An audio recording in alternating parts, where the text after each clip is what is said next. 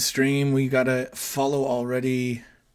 Haj Light with the follow. Thank you so much. We're about to kick things off, just getting everyone sort of sorted in Discord, and then we will get going here in a matter of moments. So this is CORECAST episode 13, the lucky episode, the magic number, and it's time for me to personally have some closure on CORECAST and end the series here on a high note with a group of friends that has not only helped me build CORECAST and turn it into what it is, but really, were with me from the very beginning to kick things off and to make this thing happen. So I will thank each of them personally once we get in here and explain more about really just what's going on with me personally and what is the future of CORECAST, the future of Corepunk, and the future of BOAST, of course. It's all good. It's all fun. It's all happy.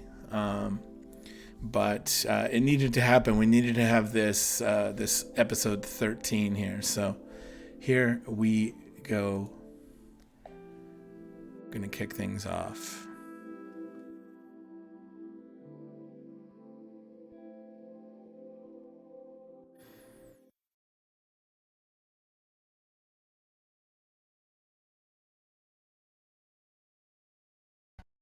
All right, gentlemen. Hello. All right. Hello. Hello. All right. So this is episode 13, the magic number, the lucky number 13 episode. And it's all come to this point from the very humble beginnings of DVALIN and I chatting on a cold winter night back in, I think, 2019 at this point. I can't even remember anymore. Maybe 2020. But the young lad was nice enough to give me a shot and to join me for a conversation. And it all kicked off from there. And from that point, each and every one of you have graced the hallowed halls of the CORECAST. And it's been an absolute pleasure. So for me personally, I have been working in games for a long time now. But for the last 4 years, it hasn't been sort of in the bigs, as I would call it. I've been doing work in the German territories. I've been doing work at a smaller developer publisher on a project that unfortunately failed just after 6 months of me being there. And then from there, I went on to do some interesting work in virtual reality. But I'm back in the bigs. I got a new job, and it's everything I love about working in games. It's to put a long story short, working in live operations for free-to-play multiplayer titles, and I'm helping start a new team within a well-established publisher, and it feels good. I love my team. I love the games that we're already looking at. But with that said, it's a big continuation and step forward in my career personally, and it's something that I'm going to put my heart and soul into and focus every bit of piece of creativity and time and dedication that I have into.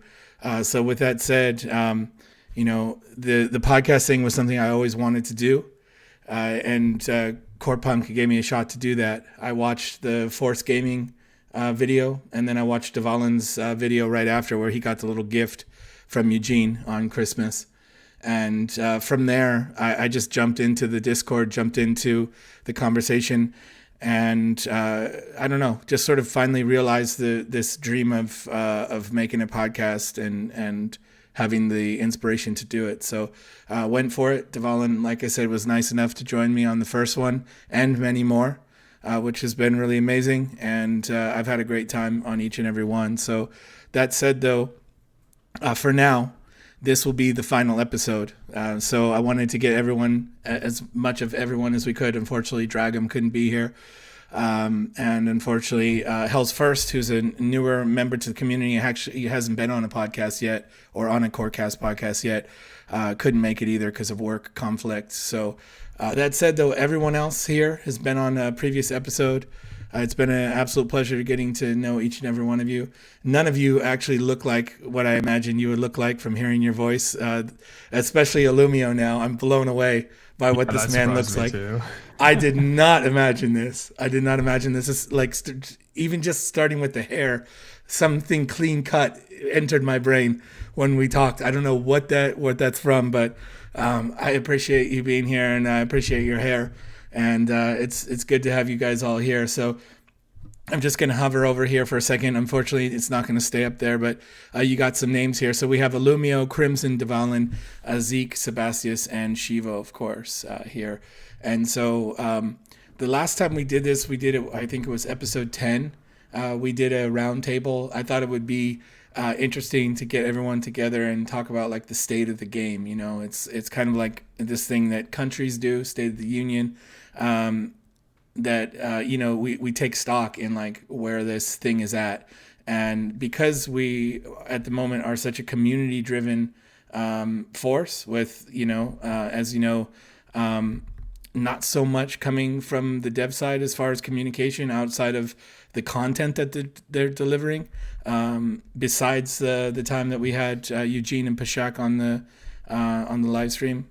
On the podcast rather, it's been a real community effort, and we've seen that in all of you on the Discord.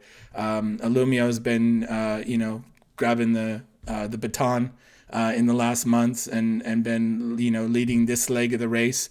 But each and every one of you has played a massive role in creating what the Discord is and bringing it to where it is now, and welcoming new people and answering a million questions, and trolling people and flaming people for their Alanian choices, and all this kind of good stuff. So thank you all for joining. Thank you for everyone that's watching on Twitch, and for those of you who checked us out on YouTube, thank you for that as well. You can stay subbed. It's up to you.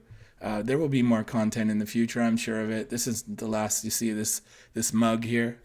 But let's get into it. I'm just going to go from left to right on my screen. So ALUMIO, you're the newest one to the community, at least in from what I've seen. But you've put in just as much, if not more, work than some of these schmucks here in your time in the Corepunk Discord. So please just introduce yourself. Tell us a little bit about yourself. And just a little something to say to introduce. Oh, you want me to get into my life story and such? So basically, DVALIN is like, no, don't start with ALUMIO. I'm trying. Sorry, go ahead. Basically, the camera needs to focus. There we go. Basically, I go by ALUMIO on the Discord. So I think I joined back in September last year, and I've been very active since then. So I knew of the game before, basically on launch, and it just never thought about joining it until more came out of it. I joined and I became really active, talked to all of you in there, and that's basically where I sit. I don't reside anywhere else on the internet. That's basically where you'll be able to find me or chat with me or anything. Right, very cool. Thank you for the intro. And so far, what's your highlight been in this whole journey so far in the Corepunk world? I think it has been that it has provided me with a lot of new experiences. Like, it opened up some interesting doors, namely the projects that I'm doing with DVALIN, with the general gaming podcast and such. And it has just been a very, very cool experience. Even for the little interaction I have with developers and such, it has been, new things, and I couldn't be happier with it. Really cool. Really cool. All right, and on to the next gent in the room. CRMSN is the name. I think some people were also blown away, not only by maybe how you look in comparison to your conversations, but also that your name is actually Crimson, and that's how it's said, correct? I hope that comment on my looks is a positive one and not a negative one. Absolutely. Yes, Crimson is the name. Nothing but gorgeous gentlemen in this podcast.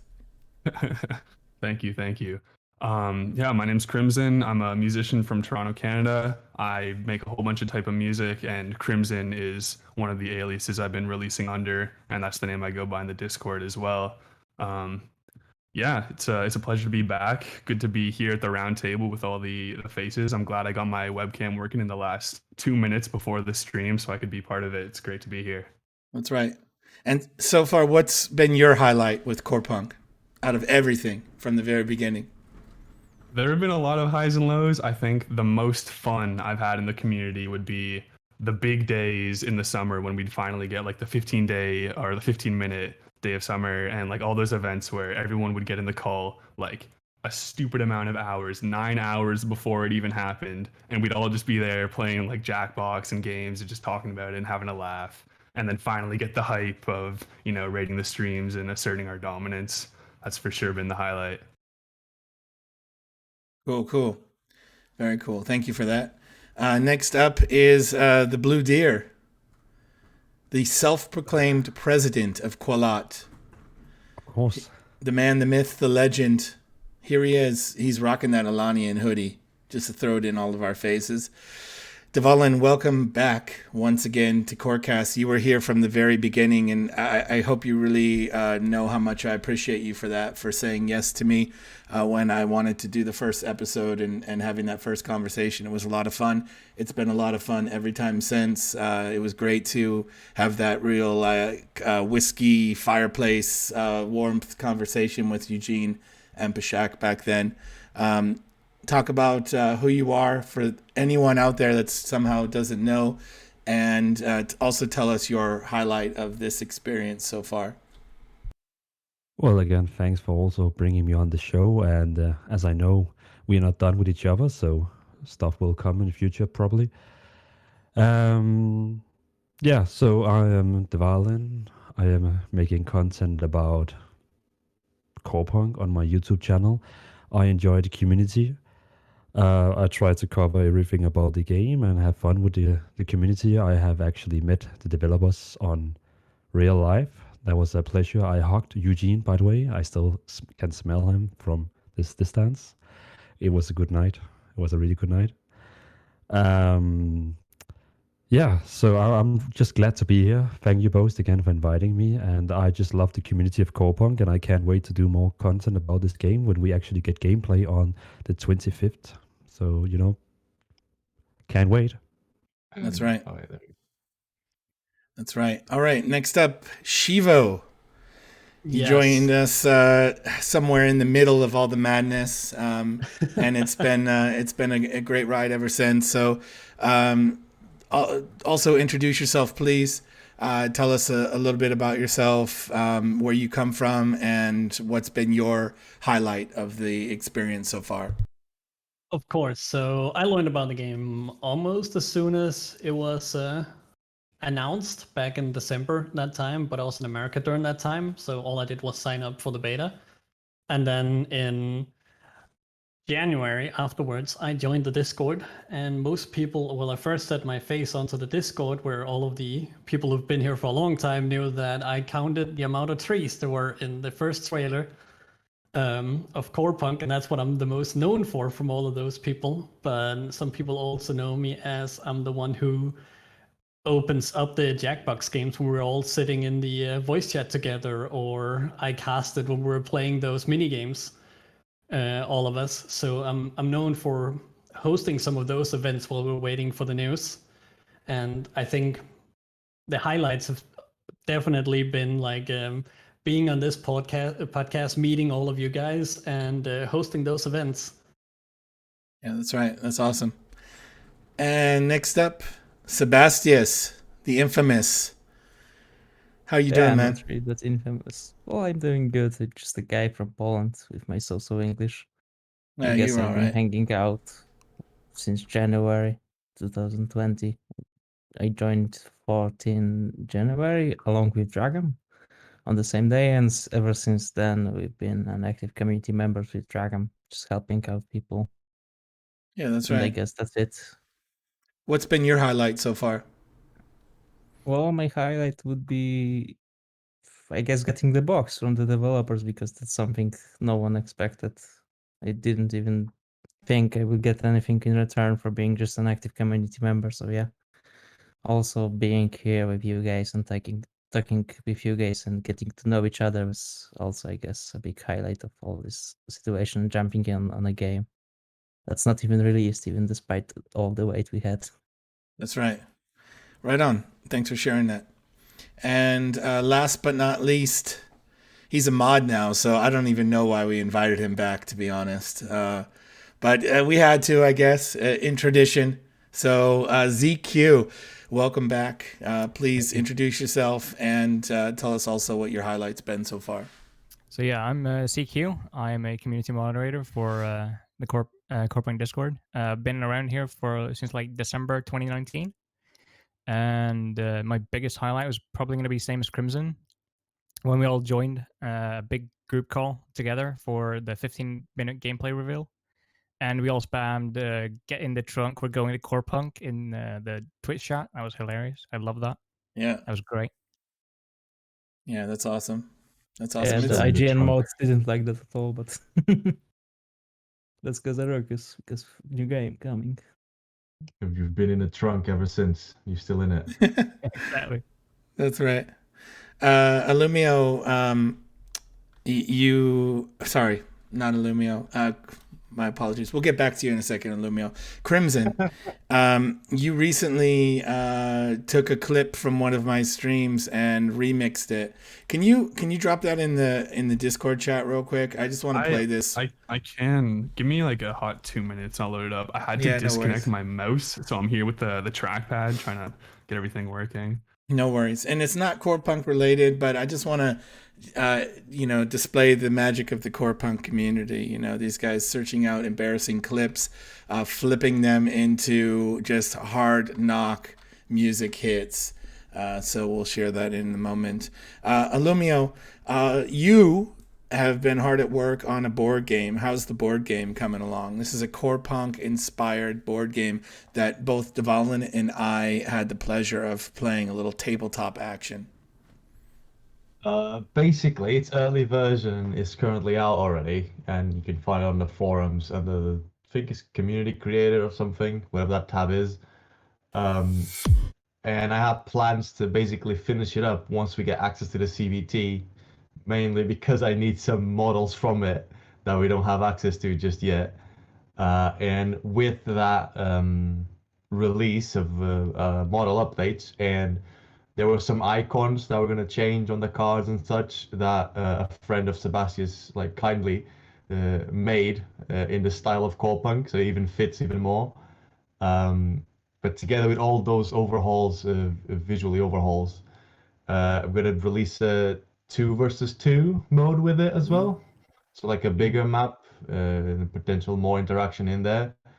But yeah, I think it's been a very nice experience because I never had the opportunity to develop a board game from start to finish, and it was a very good experience. Some few people liked it, and I think I love doing it. Yeah, that's really cool. Yeah, we had a lot of fun playing it, and I think being able to share that experience online already. So it's like we can't play the game yet. But we had this other sort of version of the game that we could play together. We still needed to play it online and over cameras and in Tabletop Simulator, but it was a blast. I really can't wait to play the 2v2, so sign me up for that beta key access. Sounds good. All right. So, guys, does anyone need to get anything off their chest? Is anyone holding something back, been stewing and brewing on some thoughts, or is everyone in a good place right now? Let's start there. Feeling Well. good. I'm feeling all right. Yeah, I guess we can just move on to the spectral thing. Yeah, I agree. All right, fair enough. All right, I love so you. That was to everyone, right? Yeah. All right, cool. Yeah, so this is the sort of state of the game roundtable. We recently had the Q&A, which was done on the forums. And previous to that, we got the final dwarf character information as part of like the last two pieces of content. For me, personally, like the last days have been really hard for me to stay focused and to stay driven and motivated and hopeful. Just saying, if I'm honest. But reading the Q&A, and I mentioned this earlier, is that the Q&A had some topics in there that really made me feel like I felt when I first found the game, which was that like they really tick all the boxes for the game I want to play. DVALIN, let's start with you. What was the highlights of this Q&A for you? Besides the two-handed tank, which you already asked before and got an answer on, and then had to ask again in the Q&A. I would like talking about the first Q&A or all of them. Well, I mean, it was technically one, but it came out in multiple pieces. So, as you wish. Yeah, okay. I mean, I'm glad they confirmed, as you said, that we are getting a two-handed tank, but I'm disappointed that we're not getting it on release, though. But, I still want the game first. So, instead of delaying the game a half year, I can wait with the two-handed tank, of course. But one of my highlights from the Q&A is probably they confirmed that we actually are going to get healers, because from reading the class informations, it doesn't really seem like we're getting a healer in the game. But I think that's one of my questions got answered on that. But basically, they confirmed that we are getting healers, and that was like the highlight for me, I guess, since I kind of want to play healer then. Cool. Zeke, how about you? Yeah. Good question, actually. Sorry, could you rephrase the question? Yeah, it was just basically like on the Q&A, like what was something that stood out to you or got you like fired up again? Because for me, reading through all this stuff, it got me fired up again. Like I really saw like these guys are on this wavelength that I'm on as like. You guys are killing me on this wavelength of like the type of game that I want to play, right? Like every time they talk about the game, I'm like, dude, they tick all the boxes, and I felt that way again. So just if there was something that stood out, if there's anyone here that didn't read the Q&A, just let me know so I don't have to put you on the spot, but yeah, I read the Q&A. I just was memeing chat when you. I'm sorry. It's all right. This is the hard part about doing this. Not only with 7 people all together, but there's a chat going on as well. So if you're in the chat and you're not getting any love from me, I apologize. I'm just trying to stay focused and keep this train on the tracks. So these guys are going to be in the chat. They're going to be memeing. They're going to be talking trash and having a laugh, and that's totally great. I love it. But if I don't pay enough attention, I apologize. So go ahead. Personally, I would say the zones that allows you to get high risk versus high reward. So like I think it was PvP zones. I'm unsure about that, but I think they were. If you want the exact quote, it was, "Are you planning to make zones where there's a greater risk of losing items in PvP?" Yeah. And their answer was, "Yes, we're planning to have such areas." Yeah, thank you for that one, because I remember having a conversation about that in the Discord today, and that's something I'm really hyped about, because slightly having a chance to maybe drop something in PvP is like, meh, for something. I want a reward from like actually killing someone, and this is a fucking big deal for me. So I'm really happy about that they have high risk, high reward zones, and if you don't want to go there, then don't go there. Like, that's just great in my opinion. I'm really looking forward to that. I saw that too, and I don't remember that in any MMOs I played recently, but I played this MMO called Fallen Earth a while back. I don't know if any of you guys played that, maybe a bit before your time, but this game had these death zones, and they had the sickest stuff in there. But to go in there was just like the scariest thing, because you knew that someone was going to be waiting around the corner, kind of like when you're playing Tarkov, Zeke. So having those zones is a really cool thing. That actually stood out to me as well. Sebastius, what about you? Well, for me, the highlight would be something I have mixed feelings about, but Okay. was most interested in that regard since the beginning when it comes to servers and channels. And it would be the question about the channels itself, how the servers will look like, and getting an answer that there are gonna be different realms, so it's gonna be like realm based, I guess, with the channels itself in it. Well, it's pretty interesting to start with, but on the other hand, the channels being dictated by the amount of people overcrowding the space to not crash the server is something I have really mixed feelings about. Because if they don't gonna set up it properly, it can lead to the fact that the bigger ZERGs can create a separate channels and avoiding getting fights, for example. That's Right. why I'm worried about this. But I guess it will be the highlight from the Q&A, because the rest of the functions was also pretty resourceful, the direct QA, but on the other hand, without the game in place, most of this info is pretty useless to me. Right. Because one thing can mean 3 different things in the actual game. That's true. This actually stood out to me as well, Sebastius, and maybe I don't understand it 100%, but to you, doesn't this kind of contradict the seamless world? And it does to some extent, but on the other hand, they said they want to avoid server crashes. But on the other hand, having a server scaling as a third party that works on a bigger games, right, because that's how it's gonna be. Well, we will see once the game goes live. I don't think it will be an issue on the bigger scale, but I'm also worried because I know some big communities are interested in Corepunk and they're gonna play with few thousand members anyway, even if the guild is like 10 person. So yeah. right. Yeah, this is something that stood out to me as well. That's an interesting point. And I thought that personally that it's maybe not contradict is the right word, but it kind of challenges this statement of the seamless open world, talking about 10,000 players per server and what that actually means when you start talking about these different realms. SHIEVO, have you done your homework? No, I'm doing. I'm actually think I'm gonna go with a cop out on this one, because my whole highlight with the Q&A is just the fact that it happened.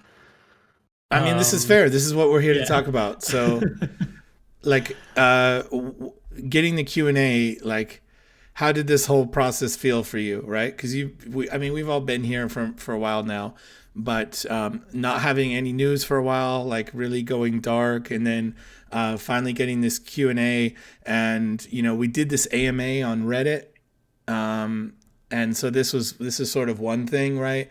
And I think it's fair to compare the two. To see because there was a reason why they did it on their forums, right, rather than doing it on Reddit again. And I think it's a pretty good comparison to look at and to see, to gauge success and to see what they were going for. For you, how was it like to finally get this information, and what was like the whole, roller coaster ride like? The roller coaster ride has been wild.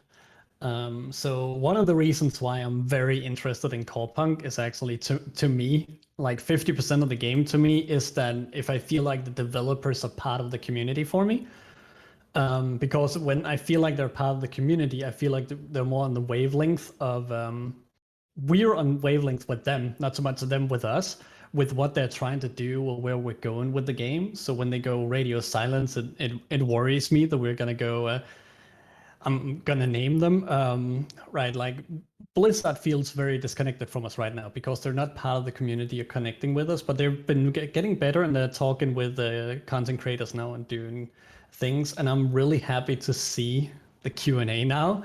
And you do see that they are on the wavelength with what I want in a game, right? When I read it, like everything there makes sense. I don't look at it and I'm like, that's gonna be a disaster. And it feels really good having that. I think if I'm going to point to something specific, I think my favorite thing wasn't the Q&A, but the fact that we had Eugene and Pishak join the Discord and just have a casual conversation with all of us. I think that's so much more important to me than the Q&A, and I really love that.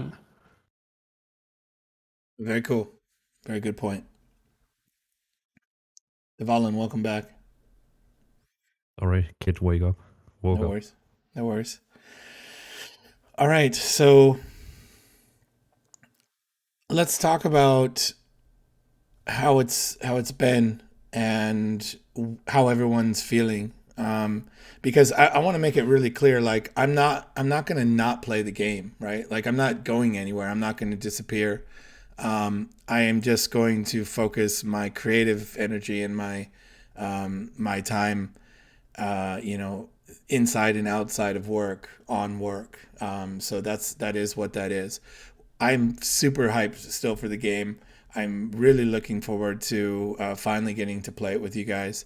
And this is a game that I hope I will play as a regular game in my free time and enjoying it like that. So that said, my feelings the whole time, and I think all of us, or maybe not all of us, but some of us, maybe most of us, have been in the role of defending this game at times against people that have unrealistic expectations about what should be happening with the game, especially with, marketing this or whatever that. So I've been, I think, pretty positive the whole time and really hopeful.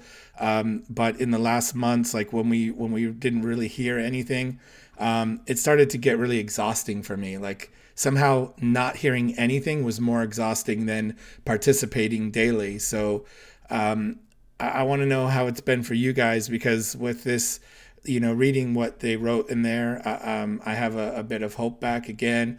And, I think the proof is in the pudding, right? So it's going to be what it is when the game finally is available to play and we actually get in and play it.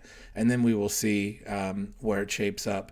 But getting there, it has been the journey, and this is something that we've all shared. So, ALUMIO, how's it been for you? Are you still just like a chipper little happy little bunny about the whole thing, or how's this going for you? Is it getting tiresome for you at times, being the go-to guy, or do you just absolutely love it? I think for me, like I have no issues with it. I think I can call myself lucky to have a realistic mindset and be able to encapsulate what to expect from it and what they've shown to be doing versus my excitement for the game. So being realistic, to me personally, I'm on the boat of if it fails, it fails. I move on with my life. It's a shame, but until that happens, or if that happens, I'm gonna be here and enjoying the ride, basically. So I didn't get as affected or that much affected by these communication issues. But I think the only point that sort of hit me a little bit was the fact that I believe they addressed on the Christmas or New Year post, on one of the two, that they were acknowledging the lack of communication and they were going to start communicating more and such. And I believe that took what, like 2.5, 3 months till they dropped the dwarf update, I believe, and then another one till in the QA or something. But in between, it was full silence, with the exception, I believe, of Thursdays with Irene, which was the old community manager, which I believe lasted like 3 weeks, so 3 Thursdays, which showed a little bit of signs of attempting to show signs of life of we are here, like we didn't forget you guys exist. But yeah, that was short-lived. The community manager changed, and I think so far this one has been on a tighter leash than the previous one, if there's even a leash at all.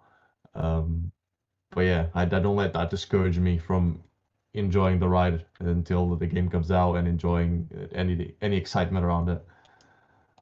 Yeah, this for me has been, I think, my biggest disappointment lately is that when we knew, or when we found out that we would get a new community manager, I sincerely had kind of hoped that, you know, this is an opportunity to like reinvent yourself, right? Like having a new employee is an opportunity to reinvent what that employee does and how they are most effective. And I really like thought this would be a great opportunity for them to actually be, you know, more in the community and, you know, having a community manager and hopefully someone that would be, I don't know, more ingrained in the community and have more communication. But it appears that this whole onboarding process from October, which is what they talked about, was basically just Irene showing the new community manager how to do things exactly like she did, because it feels very much the same to me. So that's been the biggest disappointment for me. I really had hoped that we would get some, like you said, signs of life, some new kind of like fire in there with this new community manager, and it hasn't happened, at least not yet. Yeah, on the good side, and not to basically discredit the April QA and such. Those are good small steps, even though the April QA was clearly padded out to have stuff to release, because there was no need to break it down into 4 parts and release them in like month and a half duration, like over that length. But at least it's good signs of life that it's starting to pick back up, and maybe once CBT hits, there will be some pressure off of that, of whatever pressure might be there, and hopefully they start moving forward with that a lot better. Crimson, you've been here a while. You've seen it all. I've seen it all. Yeah. Most I have seen it all. Yeah. That's I right. didn't mention it when I first came in, but I joined the Discord the day the initial trailer came out. So ever since then, I've been like counting the days, you know, waiting for anything. And the same goes for most of us here, really. You know, I'm as optimistic as the next guy. You know, we all want to stay faithful because everyone wants that new MMO to just sink their life into, forget about their responsibilities for a while, you know. And I think the first 6 months of being in the Discord, I was like, I had to get my daily fix of Corepunk. Like every day I would come in, check for a bit, and then go do like the rest of my day. And I think, you know, the continued delays and whatnot, it hasn't got me pessimistic about what to expect, but, you know, I really agree with what you're saying with, you know, the chance for a new community manager, for them to spice things up. And I was totally expecting that. I was expecting more communication. And as was just said, like a 4-part Q&A, kind of unnecessary, but I mean, at least it's something to, you know, get your hopes up for every week. We're promised more videos. You know what they're like. We might get 1, we might get 2. It's probably going to get delayed. Let's be real. But you know, as long as they still keep that August 25, I think we'll be okay. You know, I think if that doesn't change, we'll all be pretty satisfied. And if launch comes in December, or if it's a little bit delayed, I think that's okay. Like, the beta is the most important key, because all of us in this call here have been waiting every single beta, you know, like, this is the one, this is going to be it. And there we go. But yeah, you know what? Optimistic as always, but I'm definitely not expecting more, but always wishing more inside, you know. Fair enough. Good thoughts on that. DVALIN, are you here, or are we getting some weird glimpse into your Christmas that you spent with Eugene? Yeah.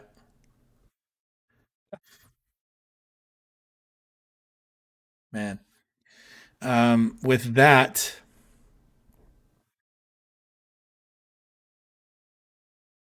where'd it go? Did I close it? No, there it is. Since there's no sound, I'm going to play this song that Crimson made on my behalf. All of us in the callers going to be jamming to silence.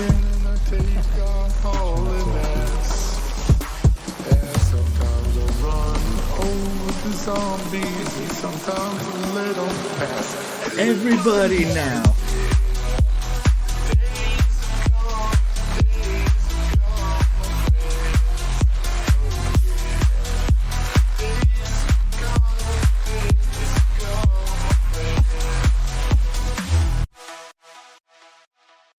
I can't get enough of this, man. I listen to this all the time. If you have 1 million views or listens to this on SoundCloud by the end of the year, because it is a hidden track, it's all my 1 million views. So no worries. DVALIN, you've managed to create a lot of content, probably over 100 videos at this point. And you've been able to stay pretty positive through it all. I guess getting a visit from the man himself on Christmas Eve is a nice gift in itself. So we had the pleasure of sitting down with Eugene and Pashak as well and have a conversation with them. It's a great time. So how has this been for you? I mean, it's been a roller coaster ride, but a good roller coaster ride. You know, I feel like we are finally getting to the end. You know, it's been a very long ride, and now I just kind of want to get off the roller coaster and, you know, really begin to enjoy the rest of the theme park. Since this is an MMO, that is going to be a big theme park, and I know Sebastius is going to sit there and like, I hate theme park MMOs, but you know what? I love that. I love that shit. So no, I'm really excited. You know, I made 89 videos about COREPunk, and I still haven't tried the game once.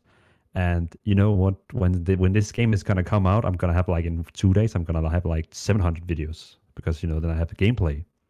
And I know ALUMIO, who's sitting somewhere over there, he's gonna help me with that because I own him. Oh, that's a joke, but you know, he's gonna help me.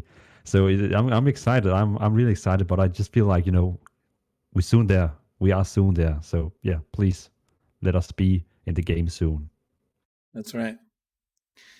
SHIEVO, did we start with you? I can't remember. I'm lost at this point on where we got. I started this whole conversation about That's right, because you didn't want to answer the Q&A because you didn't do your homework. I'm young different. man.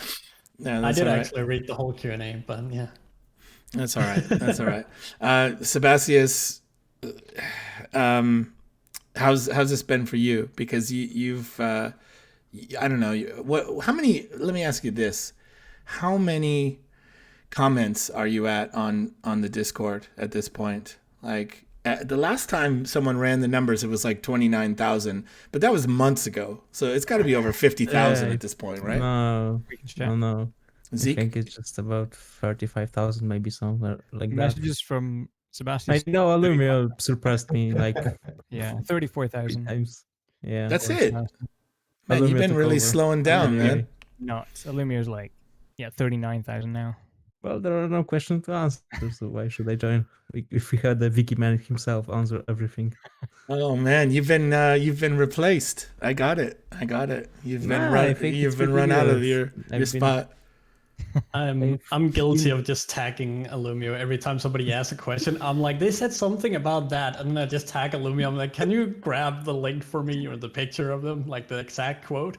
I used to do it myself. Now I just tag ALUMIO. I'm like, you do it's also connected with other things, because in the first half year of 2020, I was just in remote lessons in high school, so it was not really time consuming. And after that period, I started studying, and the studies started taking up my time as well as other things in private life. So yeah, it's good, I guess, that ALUMIO took over. Let's say it like that. You saved his life. You can thank your studies to ALUMIO. He wouldn't be that active anyway, even if he was there or not. Fair enough. Well, good he is there. At least we know him, and he's a really humble guy. So, yeah. Also, regarding the DVALIN comment, it's not like I hate them parks. Because mainly I played them parks in my life. I think WoW, Wildstar are still one of the favorite games, but still I'm fed up with WoW after all those years. But I try to find issues in both genres, I guess, because both have their own issue. And regarding the wait, well, it was fun. I'm still not bored with the waiting. I guess I have similar approach to ALUMIO. If the game fails, it fails, then sad, another good concept ruined. But on the other hand, it's not boring because the community itself is pretty interesting. The same discussion, but with different people, the same topics are like a totally different discussion, because that's the nature of discussions after all. So yeah, I guess. BOASD. Yeah, mobile port 1. So yeah, I guess that will be it. Yeah, fair enough. You still like? Have you been invested in another community like this before this one? Regarding new upcoming games, I was just mainly hidden as a helpful guy within the Polish communities. I never really joined the official game Discord before a launch. After a launch, I was, I guess, active member of the Black Desert Online community, but mainly on the memes channels, so not much contribution. But yeah, I guess Corepunk is my first one when I decided to start a project of my own when it comes to localized community of certain Polish people, rather than being just a moderator or part of different one. Yeah, fair enough. Very cool. Zeke, up to you, the moderator, Yeah. the official guy. True. I'm gonna say I've still been feeling pretty positive through all of this. There's ups and downs in game development, and sometimes you hear more, sometimes you hear less. But I'm trying to stay all positive as much as possible, and any communication is good communication, in my opinion.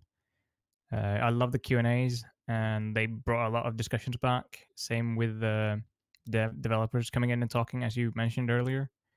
That's just great because it keeps community talking, and as Sebastius said, discussions is always good.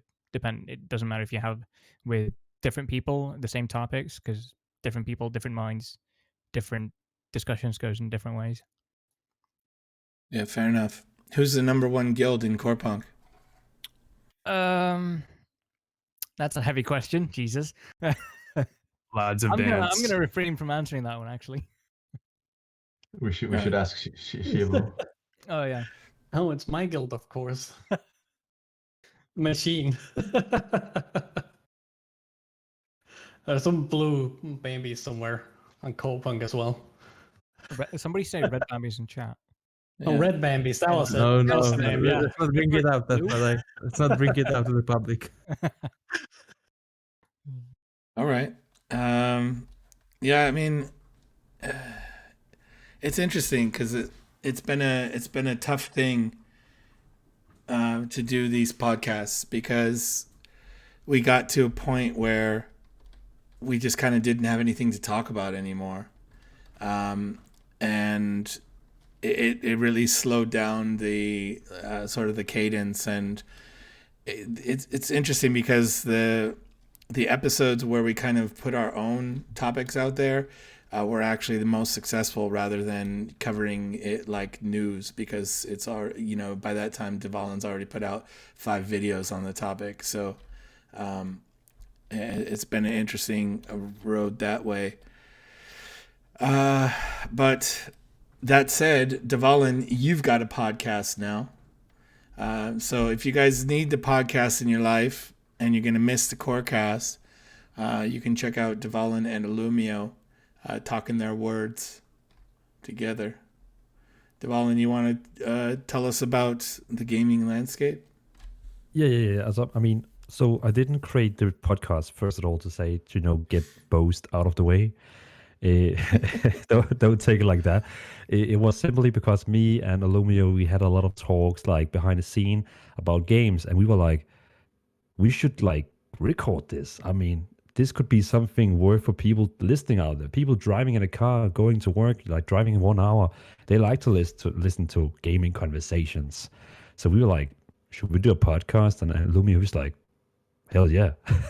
So if you want to listen to 2 very chill guys just talk about games, feel free to find us on any podcast library on Gaming Landscape Podcast, and it's fun. But yeah, thanks for the shout out, BOAST. Yeah, for sure. What are you playing in the meantime? Some mobile game? Me? Yeah. Mobile Legends, of course, every day. I knew it.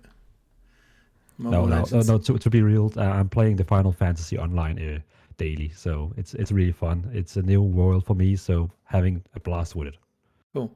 Crimson, what about you? What are you getting your claws into lately? Playing, man, 2020 was the single driest year for video games ever. It was just trailers and that's it. 2021, a lot of good prospects. I'm such a nerd. Literally, I play card games. I play Legends of Runeterra. That's about it right now.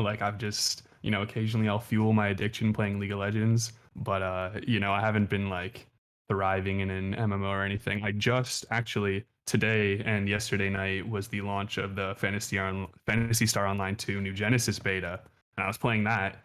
Fantastic. Comes out in June, free to play. If anyone in the chat's looking for a new MMO, keep your eyes on that. Combat's great, visuals are great. Definitely worth checking out. Had a lot of fun with that, and now that the beta is basically ended, I'm just sitting here like waiting for it to come out on launch so I can just know life for a week or two.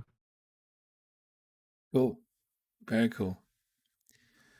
Yeah, I'm gonna check that out. I need something to take my time up outside of everything else going on. Take 32 two boss battles.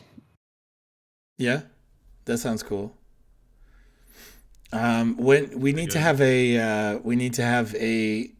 Corepunk the board game tournament live stream where SHIEVO and I cast. Yeah, Yes, please. we're gonna cast it. Yes, please get the bet. I am so up for help hosting that. That sounds so much fun. What did you say, Sebastius? Oh, I said get the beta out so we can have like full entire catalog of cards, not just testing one with placeholders as well. Okay. Like a few there is just like placeholder written all over it.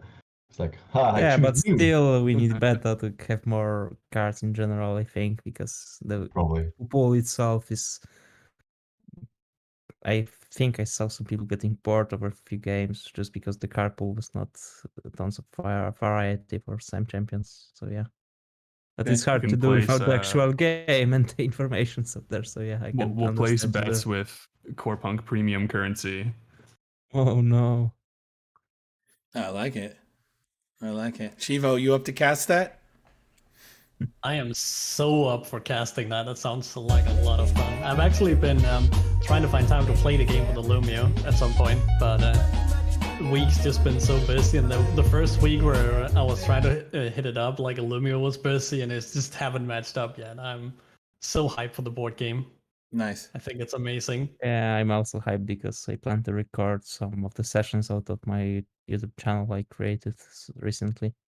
Once the game is live and once the board game is up, I think we're gonna. Specifically for the board game? Like No, Sebastius, it's like an Corepunk board entire game. channel for Polish Corepunk community as well. We're gonna do Okay. champion showcases, stuff like that. And board game sessions are just one of many ideas I have for the channel. So yeah, because I plan to print it out in paper and localize, translate fully into Polish and stuff like that. Damn. So, He's got your Polish distribution sorted. Yeah, I'm gonna print it in the boxes like that and send it out to people Right. who request it. Zeke. Of course, for free, so we don't get into any legal issues. Yeah, that's right. Zeke, what have you been playing lately? I've been seeing you. Don't talk about this last game that you guys were talking about earlier. It's boring. It's boring. But other than that, you were playing a lot of Tarkov, which is kind of as like heart pounding as it gets. Yeah. It's very fun. It's incredibly punishing. But I'm an FPS gamer. Like, been playing FPS games since I was like fucking 5, 7, something. So I love FPS games. Competitive, hardcore, military, anything FPS. As long as I get to shoot something, it's fun. But mostly I've been literally grinding Tarkov like a lot. So yeah, that's fun. Cool. What's gonna happen? What's gonna happen tomorrow, Zeke? What's gonna happen tomorrow, Zeke? Don't remind me. Okay. What is going to happen tomorrow? Okay. I'm gonna play Resident Evil 8, and I hate horror games. I absolutely hate them. I tried playing Amnesia. I played it for 1 hour. No, I played it for 3 hours. I made 1 hour progress. I played it for 3 hours. I made 1 hour progress. I can take like 3 steps, and then I'm like hiding in a corner for like 10 minutes. I can't play horror games. I'm literally scared of them. So yeah, I'm gonna try to play Resident Evil 8 tomorrow. I had to pay him to progress. That's not how it works, but yeah. Oh, Jesus. Are you a rat or a Chad? I would probably say I'm a Chad in Tarkov, to be honest. Subnautica as a terror game? Yeah, I'm not playing that one either. Never playing that one. And Sebastius, what are you playing in the meantime? Well, other than simulator of writing essays, I guess it would be some Albion Online here and there, some Elite Dangerous, and some League of Legends along with also in the queue. But I guess that's it. And I'm just jumping in on new titles like for like 2-3 hours because I got a course from DVALIN that I can't enjoy even a medium title for more than 5 hours. So yeah. Fair enough. But I'm trying to jump on whatever I get in my hands. Like lastly, I tested Alien Closed Beta and Soul Worker release, but also only a few hours in both of them because I just got tired that it's another mediocre game. Can't satisfy Sebastius, man. The standards are just too high.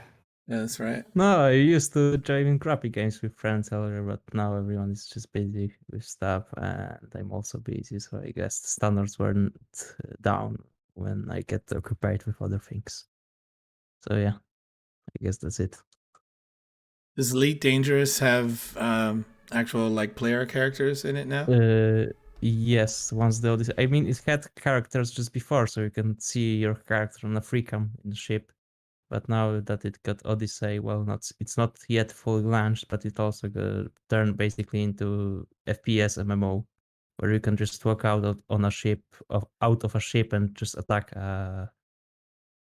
Jesus, I forgot the word for like a starbase. Well, you can just go out of ship with a gun and attack a starbase. Okay, Basically. cool. Like a So normal what No Man's FPS. Sky wanted to be, basically. Yeah, it's just a better version of No Man's Sky since it's MMO. But on the other hand, No Man's Sky was also a good game once they patched it up and fixed it. It's just a exemplary piece of example that shows that bad release doesn't mean bad game in the long run. Fair enough. Anything else on your mind, guys?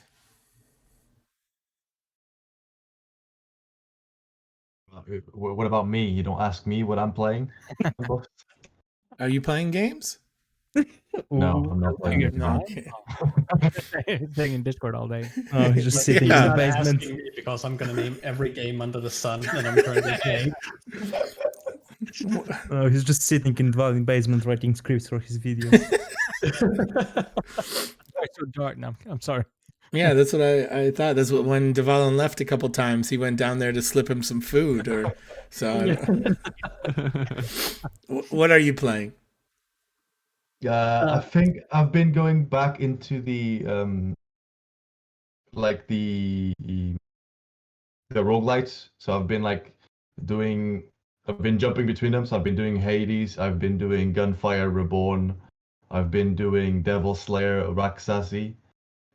I've been jumping between those three, and prior to that, I played It Takes Two, like one full playthrough, and I played like bits with like other people as well. And I think that's been pretty much what I've been on when I get a little bit of time to play any game. Damn, nice. That's cool. I've been getting back into the survival genre a lot lately. That's really been like my go-to. I've been feeling it, building stuff, crafting, like DVALIN likes me to. So, SHIEVO. Yeah, so I'm besides the different like competitive games that I'm casting and trying to stay on top of, I am playing Final Fantasy, and I'm looking forward to playing some Sword of Legends that I was unfortunate not being able to get a key from in DVALIN's stream, so I had to go somewhere else after that popped off. Like there's so many people in there. And then I'm looking forward for the Burning Crusade, where I get to play some games with my mom and dad again. Haven't done that for a while. That's cool. I actually have an alpha key, so you can play it now if you want. Oh, you have an alpha key? You're just handing it to me on stream. I like it. The flex. Damn. Well, there you go. You got alpha key now. Damn. I'm going to slide into those DMs. Hell yeah. Sebastius, pick a number between 30 and 100. We got a German slang. Yeah. 73, I guess. 73. I have to do some German slang, guys. So this is chat, gossip, whinge is a very British word that I would never attempt to say. Du hast van Tuten und Bläsen keine Ahnung. You don't know anything is what that means. Ich tappe im Dünkein. Du stehst voll auf Schlauch. Weiß der Henker. And that's actually the end of the page. That was a short one. Thank you, SEBASTIUS, for the pick. That was actually a one in my favor for once. And the blessing of the randomness, the RNG. Do you ask for the numbers every time? Yeah, so I believe you're supposed to put a number in. It's one of these things that He's simulating Corepunk crafting, but for German slang. Yeah. I believe you're supposed to add the number when you redeem the thing. Did you do one as well? No, you didn't do one. You don't hang out enough to have enough points to redeem. Me? Actually, SHIEVO would if anyone would. That's true. Yeah. Oh shit. Boast. Yeah. What's up? I have an important question to you. Yeah, sure. For you, like, how willing are you to continue this podcast in sing mode? We can do that together. Jesus Christ, this is gonna get weird. Remix out of that one. I guess we Oh yeah, you already Crimson's like record. I've already loaded it in. I'm working on it right now. Yeah. SHIEVO. What page? 69. Thank you. Okay, pick a number between 30 and 100. Obviously 69. Come on. Yeah, I mean this is why angry. I've read this page like 5 times already. Yeah. There's almost 200 pages in the book, and I've read this page like 5 to 10 times. These fucking kids, man, kids these days. Nice. All right. Yeah. Die haben mich an der Nase rumgeführt. Die haben mich auf die Schippe genommen. Die haben mich übern Tisch gesogen. Die haben mich auf Kreuz gelegt. These are like really like kid ones, man. These aren't very like rude. Das ist doch voll banana. This is the full banana. This is just crap. That could be kind of rude depending on how you interpret that. Yeah, that's right. Don't bring bananas into Discord. Yeah, no more bananas. I mean, banana discussions were pretty nice in the Corepunk Discord back in February last year. But yeah, good we are done with that and people already left the Discord. Crimson, got a question for you. What kind of music do you make? What kind of music do I make? Well, the music under the alias Crimson, which I'm kind of detached myself from now, but since it's kind of my identity in the Corepunk Discord, I'm kind of just rolling with it. That's all like mainstream deep house. Like you go to the club or you turn on like 99.9. I guess you guys don't have that radio station, but just like very general like mainstream pop house. But right now I'm working on 2 different projects. One of which is like hyper experimental, futuristic. Like think like you went to go clubbing, but it's the year 2053, right? Like that's kind of what I'm going for with that. Yeah. And then the other one, completely off base, totally orchestral game scoring, cinematic strings, all that good stuff, piano. So yeah, those are the 2 projects I'm working on right now. All right, nice. Sounds good. Do you have them on your YouTube channel or? Well, for those 2, like I'm not like making the accounts until the music's done. It's got like a long way. Like I'm working on a whole EP and a whole album for both of those. So it's like a very ambitious project that I'm kind of regretting setting myself up for because now I'm like slaving away trying to get some work done. But yeah, when I do come out with those, I will definitely let the lads know for sure. Awesome. Link them in the music channel. That'd be great. Or just ping me. So. That's like Quadari club anthems. Quadari club music, yeah. That fan theme. Nice. No, like what you're making now. Like I feel like this would be the club anthems they'd be listening to in the city. Yeah, I love it. When we do get our hands on the actual soundtrack for Corepunk, like I'm assuming they'll put it somewhere, or maybe I'll just bug Eugene like, hey, send me the files, whatever. I will definitely do like my own remix versions of at least a couple of the themes for sure. I'm looking forward to that. I remember doing something similar in the middle school, but extracting the soundtrack when you don't have connection with DAS is pretty annoying because you need to lower the volume of the ambient of the game sounds, and then you get the track itself. Yeah, you're always gonna lose quality too, so it's like unless you need to do it, you usually want to get it like raw from whoever. Yeah, but I'm sure Eugene can hook me up. They're rarely posted anyway. All right, guys. Any other thoughts? Well, we can just rant and be happy about no communication. Yeah, true. I was gonna ask, have we all picked a character, or have we all picked a class that we're all playing? And do we feel comfortable talking about it now? This could work. I personally am. Yeah. Yeah, same here. Yeah. Do you want me to go first? I guess my choice was solid. Oh, as long as everybody's comfortable about it. Yeah. I think I made my point like clear when this question is asked on the Discord, and I've reiterated over and over. I'm gonna try first to go with a Warmonger commando and see how that goes. Like hopefully that minigun isn't that garbage, and like I have some nice utility that I can maybe use to keep myself alive and not just get blown up by everyone that jumps on me. But it'll be a nice experience. Crimson, you were Am I Bomber next? Girl like from ever, right? I was, but if you see that picture there, it's clearly the picture of a ranger. That's right. Yeah, I don't know. Well, I was always Quidari, and here I am switching pages going to the Yorners. That was a big development. Zeke's like, no. No, the Yorners, I don't know, man. Steampunk's pretty cool.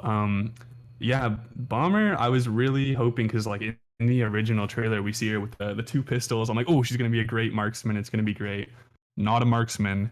That kind of blew my hopes a little bit because I main marksman in League for how many years now, right? So it's like I was really hoping to get a couple options. So I think I'm going to be sticking out with Ranger, but I will definitely be trying a couple other classes, see how they feel.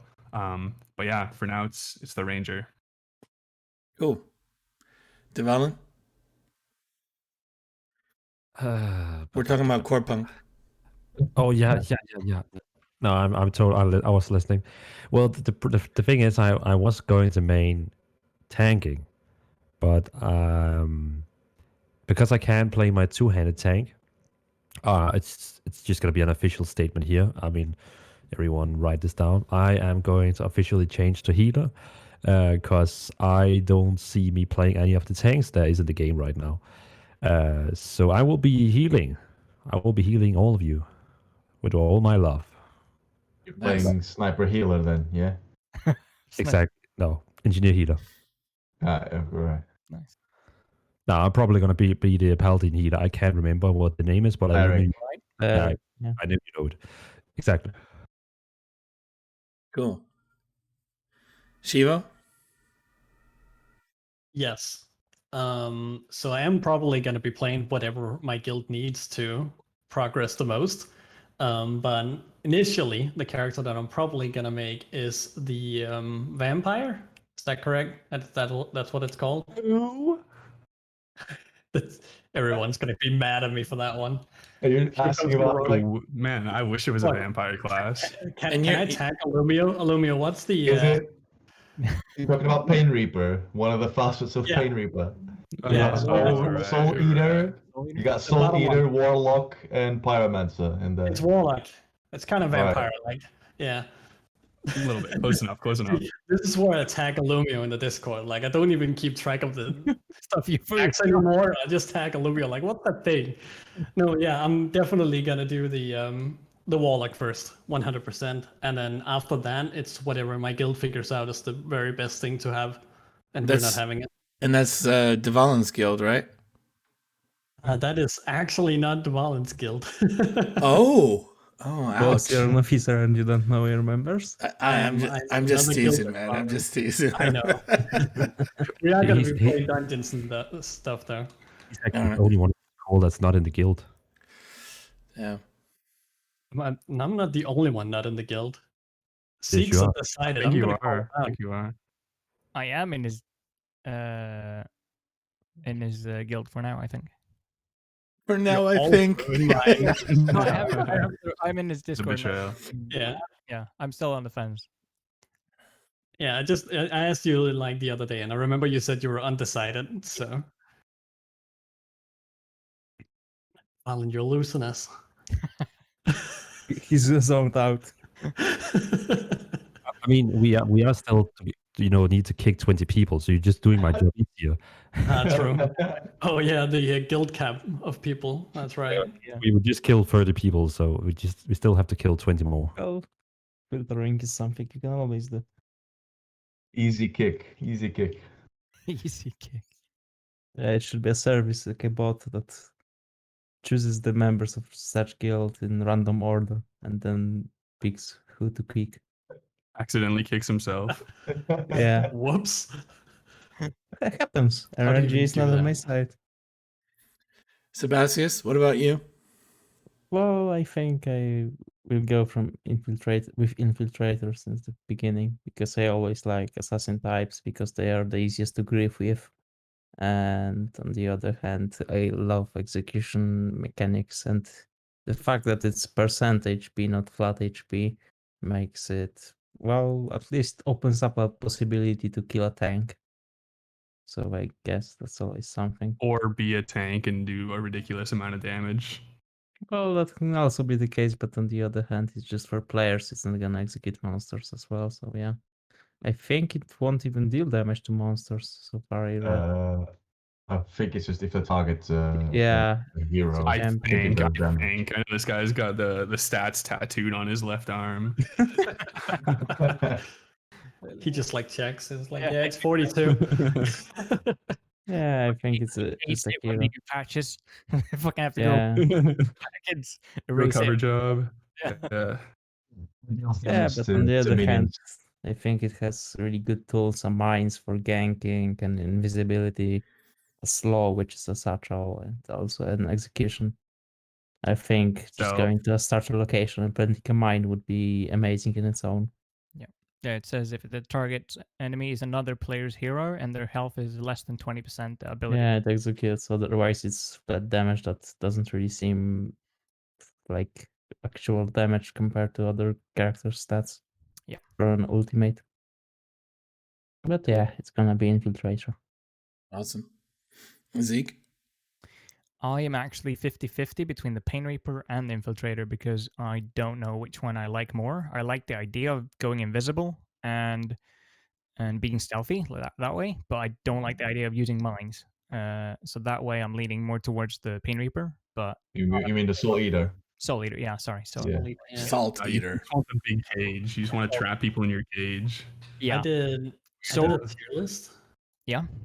Oh yeah, I did a tier list some time ago, and I actually put the Soul Eater in S tier for PvE, just because of the reduction of cooldowns for everyone around them. Yeah, that's really good. Well, we first need to know the tempo in which those shards drop. Because if they drop rarely 1 second cooldown off, it's not really something worth. Yeah, it really depends on the scaling, of course, but Yeah. Yeah, I have to try both of them in the closed beta when that comes. So probably spend a day with both of them and see how they feel, and then play on the one I like the most for the rest of the day. Very For the cool. last I don't know how long do you want to keep this going for, Boast? But if you're lacking things, then I have I think 3 or 4 interesting questions based off of the QA and such. If you're lacking anything you wanted to talk about. Yeah, I really, I started to come up with a plan and then I just threw it out the window and thought let's just, because last time we, I had a plan and it was over planned. And so it was we were going through every single topic question, and it was just too much, and I realized that like we should have just had more of a conversation, and so I'm happy we can do that. Like this is totally fine for me. I'm enjoying it. I hope you guys are too. It doesn't need to be like anything crazy, if we were to end now, I would be totally happy with that as well. But if you do have some interesting questions you want to ask, if these guys are up for it, then yeah, I'm up for it as well. I have one as well, but I guess ALUMIO gonna cover it up. Sorry? We can interchange. It's fine. So I think based off of the April QA, we had an early notion before it that we would select our culture at the start, and there would be a starting location tied to it, or at least that was the community consensus that we discussed around and we interpreted from one of the quotes that they gave us. But on I think one of the April QA parts, they confirmed that you only pick your culture at the max level, so at level 40. So I think that's like an interesting change of what our perception was to what it really is. And I suppose like that's like a nice discussing point, like how people took that. No, you go first, Boast. Come on, give us your opinion. I think it also like it ties into the fact that like you'll be able to sort of earn all of the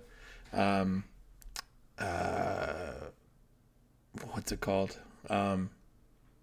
cosmetics from across these races as well, so or these cultures. So I don't know, it is a big switch, but I think it also comes down to the fact that like none of this stuff was ever like even said to us. It was all like stuff we came to through speculation. So I think it is what it is. I'm happy with like, this is one of those things where I'm totally happy with whatever their vision is, and I want to try it before I have an opinion on it.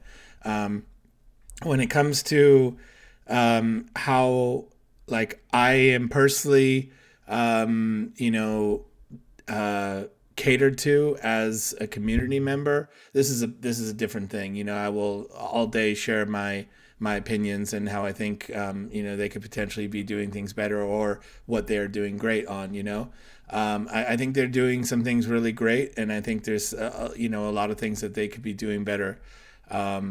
But yeah, this is one of those things that like I'm totally fine with it is as it is, and I'm looking forward to seeing what that looks like. That's really like the main thing for me is like we just talking about like these like first moments in a game and what that's like and how that makes you feel, and I'm really looking forward to that moment. And I think that's why that's the hardest thing for me on the delays on a beta. It's like I don't care about the delays. Like I want the game to be the best possible game that we can end up playing it when we play it.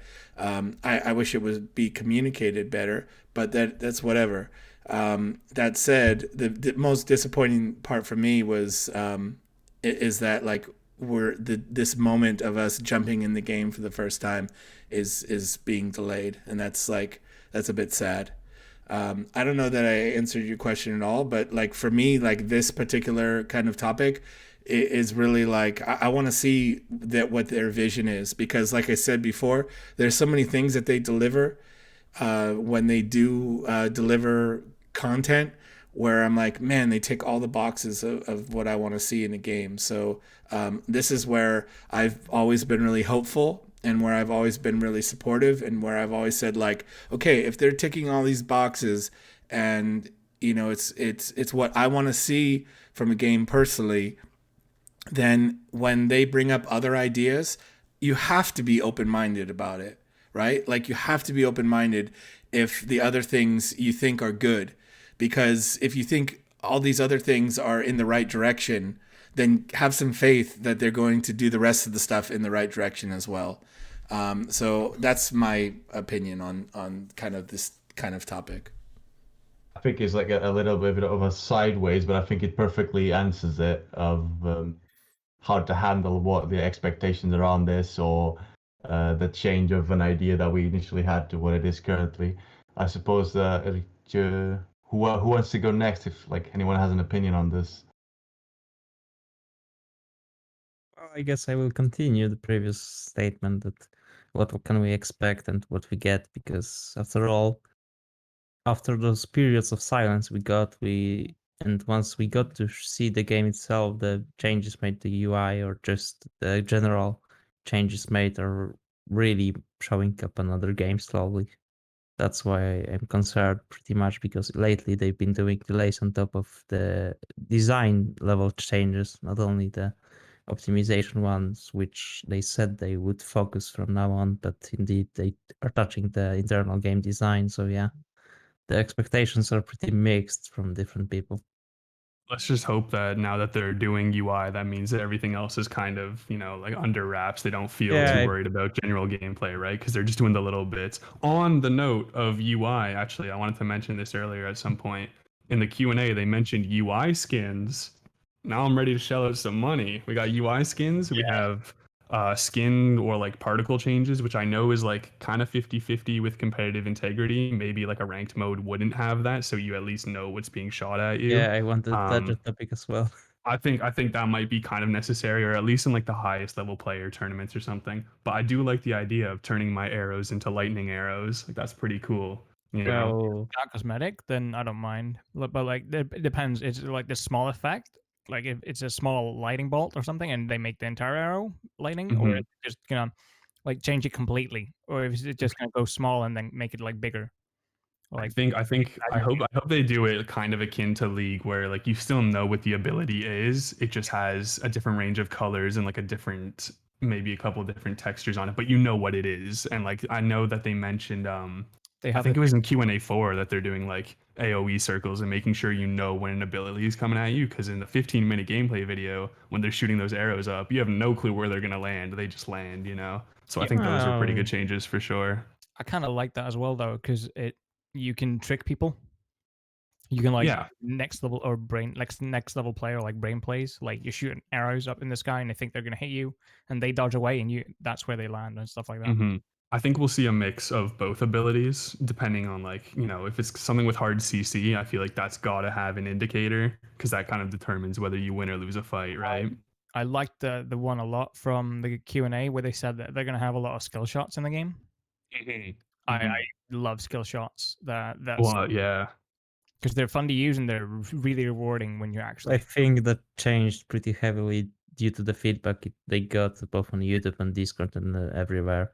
Because at the first trailer, the majority of the skills weren't skill shot at all. Yeah, like the lock-on warrior dash built-in stun damage in one ability, like that's pretty nuts. And being an insta stun like Urgot ultimate, like old Urgot ultimate, you click a button and guys stun, can't even counterplay it. Yeah. Did they say UI? Because changing how an ability looks isn't UI, so I'm a little... No, they said those are two separate points. Okay, that's two separate points.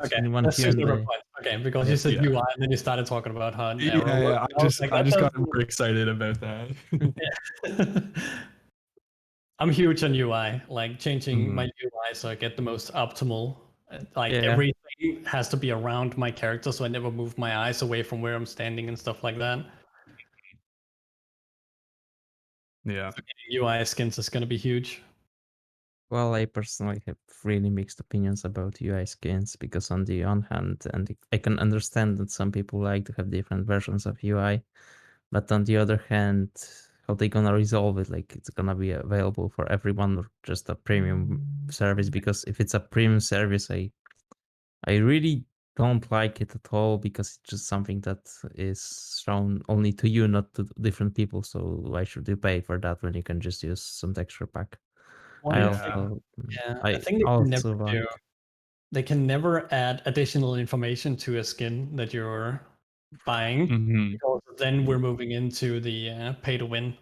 So there can never be additional information on your UI that you pay for. It has to only be how it looks.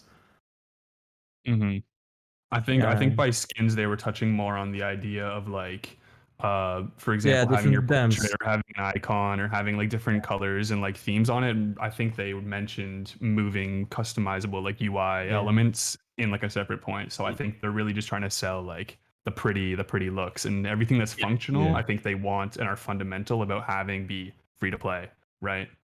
Yeah, right. But Yeah. it's hard to decipher them sometimes. Well, the fact that we need to decipher what they exactly mean is just something Yeah. that is funny in its own. And I think since we're still on skins, there was that we basically got on this last part, we got the confirmation of what exactly was going on that 15-minute video about like the champion that had an undead look, which is basically a skin slot, like the base skin, where you fundamentally can change your character. So that's like how it made the character look like a zombie. So I think that's quite interesting that they can explore such depth of customization through that. By like, it's basically a race change at that point. I was about to say that it's basically race unlock because if you can go from human to zombie, you know, it's pretty good. You don't get the body filter options, but like it's an isometric game. No one's looking at how wide your character is, really, right? Yeah, I think it's quite interesting to see how that goes. What are the options we get from that? I wonder what we'll get. Yeah, it could be all kind of weird stuff. I don't know. Maybe like a skeleton skin. You're just a white skeleton around or something like that. Definitely, yeah.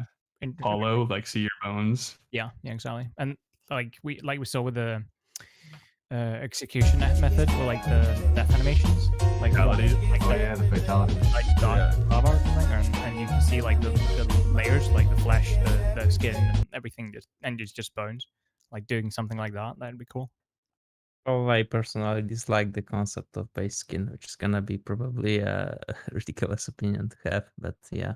But in my eyes, the characters lose some uniqueness to them on the lore level because they all have like those descriptions that they come from this place or this place and are raised in that way or this way, and that they are already fixed race from the lore point of view, and the fact we can alternate it's something I don't really like on its own, but I can understand why some people that care about their character looks care about it. Yeah. I think maybe because they know they have to roll with the race lock decision, they kind of just want to open as many ways to like express your character as possible without affecting like, you know, it's a lot easier to make a skin to change the character's race than it is to make an entirely new race fit that job. So I think that, you know, it may not pertain to the lore, but realistically, I also feel like a lot of MMO gamers don't really read into lore or story and kind of just want to look pretty. So I think it's kind of a win Yeah, for with some. that I can agree. But on the other hand, if you have lore presented in an interesting manner, I think people care about it. Even if they skip all the text walls and other MMOs, if you have a lore presented in a good way, that is fun to experience, like Secret World Legends did, for example, with all the cutscenes and voice acting. Well, people even that don't care about lore, I think they slightly get interested in it if it's presented in an interesting manner.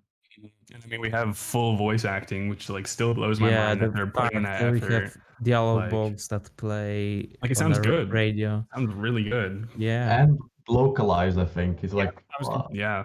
the yeah. localization that they want to do for all of the languages. It's Yeah, in the long run, they want to localize like up to 10 languages in the long run, of course, because It's crazy. It's crazy. I'm surprised yeah. Sweden was there. I was like, there's like, who the hell does that? I was like, nobody. I Yeah. like Minecraft, but it's made in Sweden, so it's like it had Swedish Yeah. basically. So I don't know. I feel like that's the kind of feature that no one really asked for. And if it wasn't there, no one would be upset. But the fact that it's happening kind of just goes to push it one level above and kind of set a new standard if it's done well, you know? Well, from the backside informations and all that stuff with employees, what they are looking for in the manner of employees, what they hiring over the course of the past 2 years, I guess it's pretty interesting and looking like coming in a good direction. But the fact they are not really voiced about this or open makes many people worry that it's going in the bad direction. Such people as BOAST. It's Yeah, just that the entire conversation makes me nervous because Star Wars: The Old Republic made the decision to go fully voiced everything, and they cut a lot of other necessary features because of this, and the game was lacking heavily at Yeah, on launch. the other hand, we had in January, because it was question asked in the January Q&A, the first one we had with the desk, someone asked a question, what they gonna focus on when vocalizing stuff, and they said that they are not finding for expensive authors, expensive voice actors, but just people with good quality microphones and some manner of speech. That's okay. That's a really that makes me. That is really risky, but I think it could. Yeah. Yeah, because if you don't have a Alright, professional, AC, I'm ready. Yeah. I'm just gonna pull a blanket over me with this microphone. Yeah. Just here. Time to grunt as people damage me. I am we sorry. will see what they come up with.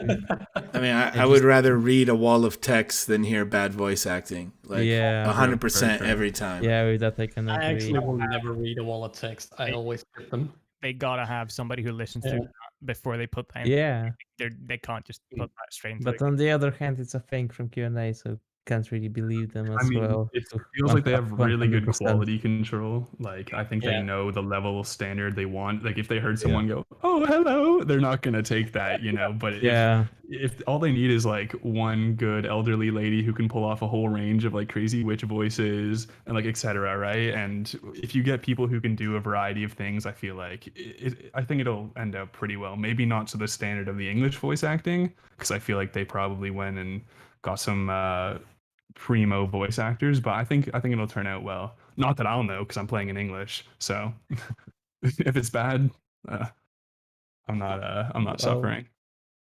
we'll see. For me, so far, they are looking like having a very good tasting candy inside a really odd paper Mhm.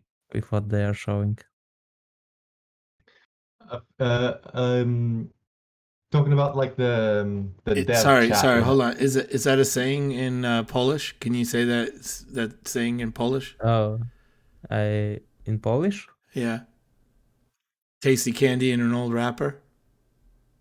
I felt that it was like an could old be a Polish different saying idiom. that you translated. All right, ALUMIO, what do you got? Just something I came up with All right. as an example of having good content with bad showcase. Yeah, fair enough. It came to me that it was a stick of dynamite that was thrown into the Discord like several times after the dev chat with Jack and Eugene happened on the Sunday, which was Jack asking us our opinion.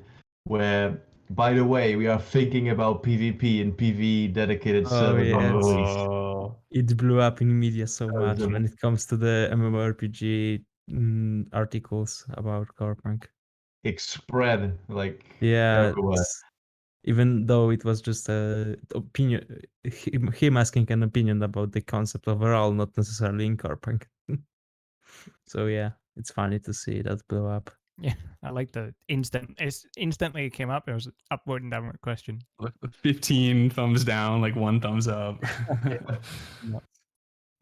I'm not really sure what type of opinion he was expecting on the server for the Yeah. game that was presented in one way. So the type of people that want the game to be in that way are the people that are there. So you're not going to get a positive feedback towards PvP and PvE servers, even though there are of course people there that understand what's the reasoning behind them are and how that could play out, but it's still not going to be positive. Yeah, regarding that concept as well, the talk as well, I think, and the Q&A itself, I think the game was influenced by Shadowlands too much, because before Shadowlands, we didn't even knew that cultures are chosen at the max level with the skills, unique skills, which sounds really like covenants on its own, and that info came past the Shadowlands release. On the Yeah. other hand, we had info that your starting location depends on the culture, like in the early 2020. So yeah, really contradictory info coming from the one Q&A to another over the course of the year. So I'm pretty worried that they may be don't have a subtle up like a fixed game design idea, and they're just basing different ideas. So it's maybe a good game. They did a lot over the past years, but once they showcase a bit of it, they realize that the game design is not really on par with the graphics and audio. That's my only suspicion about how it looks like, but we can't Yeah. know. I think that they made a point. Oh, sorry. No, go ahead. They made a point of stating some of the big things, big components of the game would be coming post-launch, so like the guild stuff. Basically, you're not gonna have guild wars or guild territory stuff until after launch. I think like half the classes got pushed back, etc. So there's clearly something in there of I think the that direction shifted a bit. yeah, I think it just due to the many people just giving an argumentative opinions about the actual mechanics based on the trailer and the gameplay. And it hit them, and they realized that people are right in many aspects. So we need to change that and throw some work out of the window to redesign stuff. But I guess it's the nature of game development, looking at other MMOs as well. So yeah, Will be interesting to see. Yeah. we will see. It should come when? That's the question. Let's hope August, because that's the first time we have actually set a date. Will be the one. Let's They hope. finally- Oh, I booked days off for that already. They doomed it all. Great. Thanks a lot, know. ALUMIO. You heard I it here forgot that first, when- guys. When I it forgot when it that when doesn't you hope it gets pushed back. when it doesn't meet the date, it's ALUMIO's fault. He's doomed us all. Yeah, that was my topics. I'm done, Boast. You can have your podcast back. No, it's all good. I appreciate it. As with the episode that we did, I enjoyed it. I know DVALIN was bored, but as you can see, he's just bored no matter what you're doing. So I really enjoyed the insight that you have, because I'm like, I feel when SHIEVO said, I just tag ALUMIO and everything.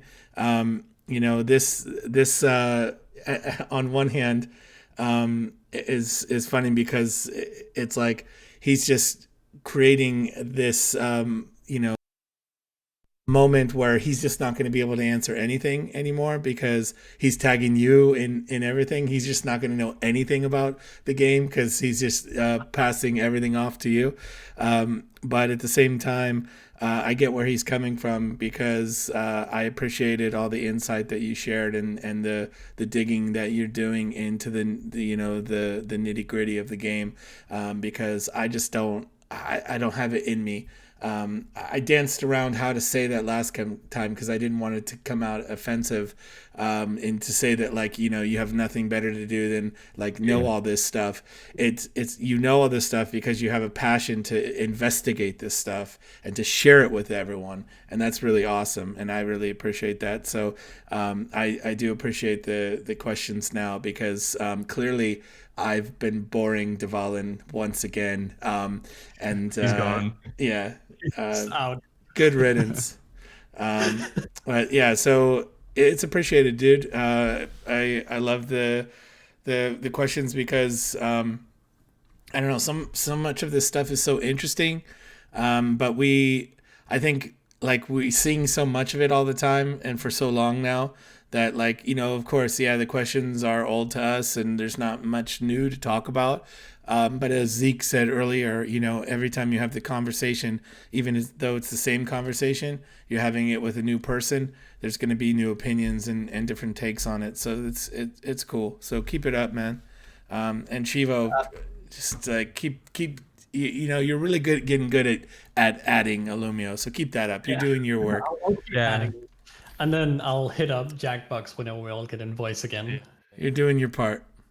Probably on the 25th of August. That's when everybody's going to be in Discord. Legend says. What was the record? We got 89 people or something in there? Yeah, we did. 15-minute gameplay day. I think we even got above 100 at one point, because we were pretty hyped. Yeah, about it. yeah. Nice. Well, I this suppose Legend you- says she was still counting trees from gameplay video. Oh yeah, that people are waiting for that. Maybe I'll have Yeah. I'll have You- Crimson help me. We make it Oh. into a song. Me counting the vineyard, You right? can make the thing easier. Just count the trees on the actual screens in the newest video about the beta date. You really So when set the bar too high, when you see a Shivo. frame with a gameplay on the monitor, just out it and count the trees. Yeah. I suppose, like, it's just going back, is like what you said, Boast, is just digged a question specifically that probably you were gonna enjoy it, because I think it's something I haven't seen in other MMOs, namely the special orders for crafters. So like the high end crafter people, with like the super rare recipes and all that, you would have to actually seek out those people, and either directly to them or through the mail system, you would place a special order, which would be like a separate system from auction house and all that, to get them to craft something that's bind on pickup, but through that special method, they can give it to you.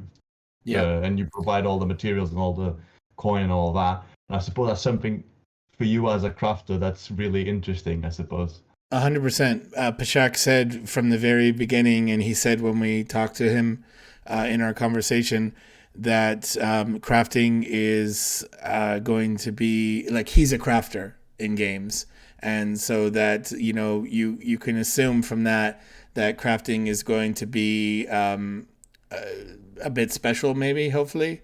That there's going to be more to it than meets the eye, that there's going to be more to it than the conversations have shown so far, and that this might be one of the areas where they do think outside of the box, and they don't go for something more traditional. And I really like it. I think it's an interesting thing, because if this is going to be, I don't know. I'm just torn, because there's some things I would like personally do differently, like if I was working with them, and this is like the conversations that are hard for me, because if this is going to be like a unique point in the game, it's something that you definitely want to talk about. And so there's been hints to it just so far. And so this is another interesting point, but I feel like it's kind of just like, there's nothing made about it, it's just kind of like said, and then that's it. And I think it's these are the things that I think they would really like benefit from, talking more about and going into more detail about, and even putting just like a one little like 3-minute thing about, like so I think it's really cool. But I don't know what to make of it yet. You know what I mean? Because we don't know anything about it. And I realize we're not going to know everything about the game before the game comes out. And I don't want to know everything about the game before the game comes out. But I think there's certain things that need to be explained better going forward, so that we have an idea of what this stuff means. This is really cool. Like, this allows you to have this system in place where there is stuff that is unique to that very person, and it can't be passed on to anyone else, and when it's theirs, it's theirs. So how do you solve this in a way that you can still make crafters valuable? Because in other games, crafters is just like a way to help you level up, or like a side gig, it's always some like side hustle, and that's all it ever feels like in most games. And this, they're really actively looking for a way to make crafters viable, while at the same time trying to keep the integrity of the game. And that's the main point of it for me, and which I think is really cool, and which is why like I continue to like respect what they're doing, because I feel like they want to make really cool stuff, but they also always have the integrity of the game in mind, and they're trying to keep that stuff in mind. But I would like to know more. What is that, more about it? So that's where I struggle with it. I think it's really an amazing statement. I think this, like, if they're looking at this kind of thing in this one little situation, then maybe they're looking at some really crazy stuff for other things that we just don't know about yet. So it shows that they have the ability to really like look at this from many different angles and consider what's going to be fun, what's going to be beneficial to the game as a whole, and what's going to keep things from just being something that's just in the game because like a few players want to do it or something. Even SEBASTIUS said like it's an important part of the game. So like why would you want to make a big deal about it when I wanted my crafting section in the guild Discord, So it is what they make it, and I think it's a step in the right direction, and I appreciate that they had this answer, I guess. I personally was happy about the old crafting stuff in the first Q&As, but then in the later one, I think the third, I suddenly became like mixed feelings about it because of the info we got that the BOP items, the bind on equip, bind on pickup items are not really that much bind on pickup like they seem to, because the customer can deliver the materials to the crafter as well when ordering a craft. So that means that the crafter itself doesn't need to necessarily gather those materials because they should be bind on pickup. So apparently the crafter should gather them. But in later Q&A, we got confirmed that the customer can deliver them, which made me pretty mixed because if customer can deliver them, then most people gonna just go into gathering and then be able to get the items without the crafting. That Without being the said, yeah. if you got those items and you didn't like crafting, like for example, I usually have close to zero interest in crafting in MMOs. Like if I got that insanely valuable item that could make me an amazing piece of gear, but I just despise crafting, it gives you the option to at least, hey, I Yeah, can make gives something you out of the that. option. I'm still But excited about getting a piece of, I don't know, scale from a dragon or something, right? Like I'm excited about it because I can actually use it now. It would have zero value if I couldn't do that, but I see what you mean. It kind of also depurposes crafters from going to get it themselves. not really If the I'm crafters themselves, but the material itself, yeah. right, yeah.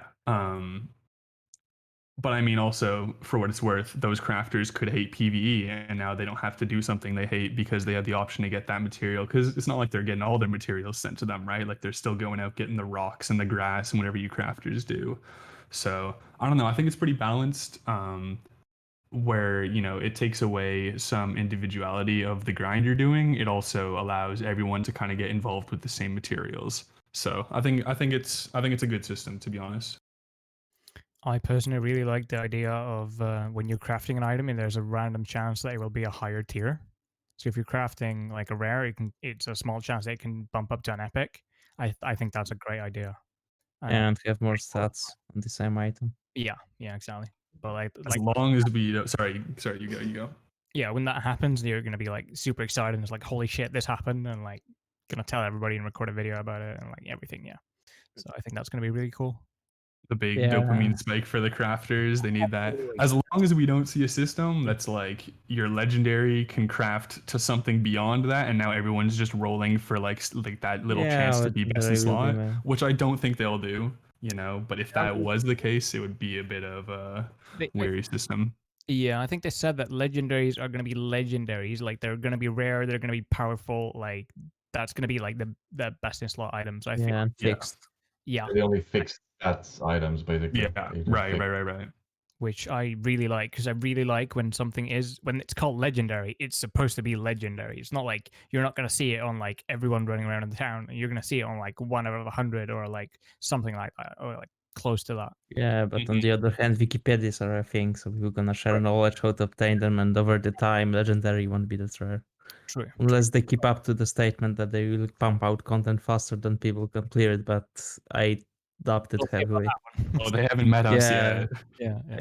I doubt it heavily. Players are going to meet or exceed their expectations, so they're going to really be on their toes for that one. But well, same with game time. They said 80 to 100 hours, but on the other hand, I guess people gonna speedrun it in under 20 hours to the max. I'm when the CBT launches, I'm probably going to do a 24-hour stream instantly. So don't put me on that, but I got 3 full days to enjoy. Yeah. It's gonna be a nice 24-hour It'll be a nice 24-hour stream of watching videos and other streams, Zeke. Good job. Watching this. Yeah, because the login queue gonna explode. Yeah, I won't get in. I'll just sit here and watch everybody else play it. Pretend I'm playing it. Well, since you You all can do talk it about now. crafting, can I say that I hate crafting in games? That's No, because now you all talk I'm about your crafting is like the best thing in the world, but I personally hate crafting. I'm with you. I'm not a fan. don't enjoy doing it. I think it's really opinion. cool, but I don't enjoy doing it at all. Yeah, same. I love I the have a lot of feeling. respect for the people who like slave away at being the best blacksmith to make certain items for their friends. That MVPs right there, the guys that bring the potions and the food buffs. You guys are the best, Yeah. right? But I'm not going to pick up some rocks and cut some trees. I'm going to slay a dragon, Yeah. right? Yeah, I actually, I totally agree on Crimson. Sorry, go, Shibu. yeah, I absolutely love the feeling. Like I hate crafting, but the feeling that you have a crafter in your guild and just like the amount of praise and stuff. Like you have that guy who's crafting all the potions for the guild and gathering the materials and like cutting the cost of raiding in like half or maybe like 2/3 of the cost. Like that guy's. It feels so good to have that guy. Shivo, are you looking for a new crafter in your guild? Because I don't like DVALIN's attitude.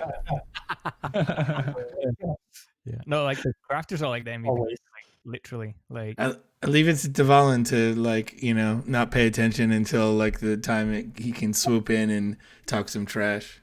No worries, he will do crafting in his mobile games. instantly, okay? Just Yeah. just bring it talk it Devon hates and he'll talk about it instantly. Yeah, that brings me to my class, which I never said, but I'm gonna play Infiltrator Lumberjack. Nice. Yeah. Lumberjack. That's a class, right? Infiltrator Lumberjack. I feel like guess. a lot of people It is now. If you have a black and red flannel, then yeah. yeah. That's right. Did we ever get statistics on like how big a percentage of players are going to play what class? Yeah, we yeah. have a did. poll. We have a poll, Yeah. and both it's had a pretty poll, but- widely filled out. Really, I feel like most people are going to go Pain Reaper or I think most people ignore the poll to begin with, but at least we had Yeah. some samples. yeah. It surprises me by memory. Blast Medic is literally like number 2. Really? And I look at that class and I'm like, it just seems like such a stale class to me. I don't know, a jack of all trades, but like I feel like you have no purpose. I don't know Well, why it's it's so high up Blast there. Medic, maybe because of the clone idea. I think it's pretty unique that Mm. you have. And the two drone. parts.